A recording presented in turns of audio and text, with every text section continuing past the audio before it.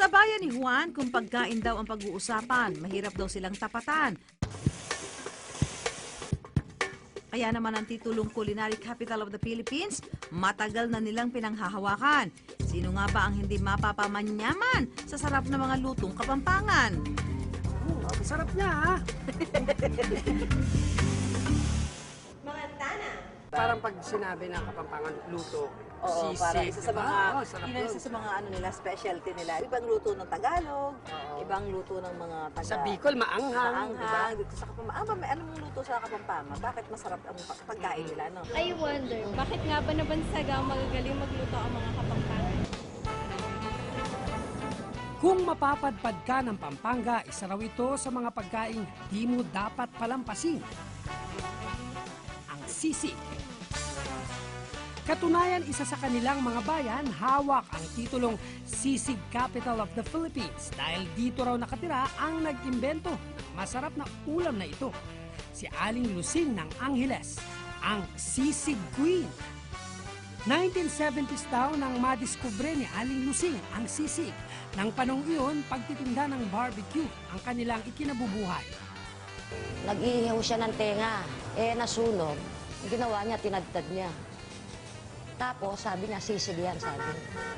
Yun, naging sisig na nga siya. Sinubukan daw ibenta ni Aling Lusing ang nooy bagong diskubre niyang ulam. At agad naman itong tinangkilik. At ang kanyang winner na recipe ng sisig, ipinamana niya sa kanyang anak. Katunayan, sa Angeles, marami na rin ang nabubuhay ngayon sa pagtitinda nito. Pero bukod sa sisig, marami pa raw pagkain maipagmamalaki ang mga Kapampangan. Tulad ng pindang o yung mga preserved meat tulad ng tosino at tapa, nasa kanila rin daw nagsimula.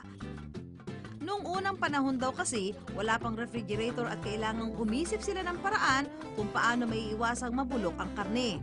Ilagyan namin ng asin, konting sugar, bawang, at saka paminta.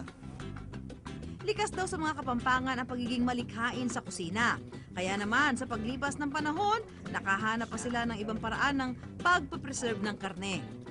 Mga 60s, naglagay na kami ng juice para sa kanya. No? And so forth na yon hanggang natawag ng tosino kasi minatamis na kaysa dating sweet and sour ang lasa. At hindi lang daw tosino ang pagkain na bago ng mga Kapampangan.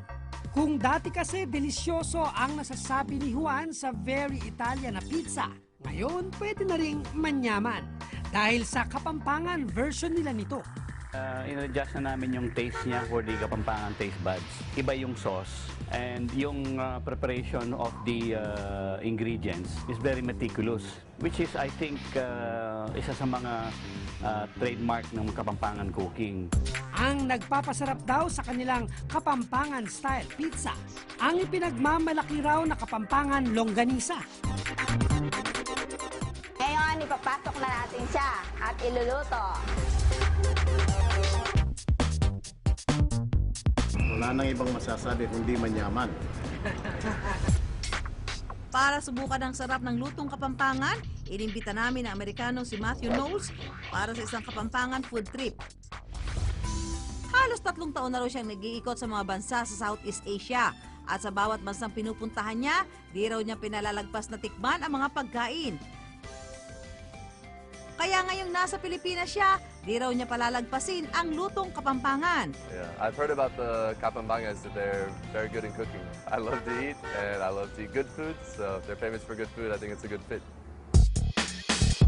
I wonder, makapasa kaya sa panlasa niya ang lutong Kapampangan?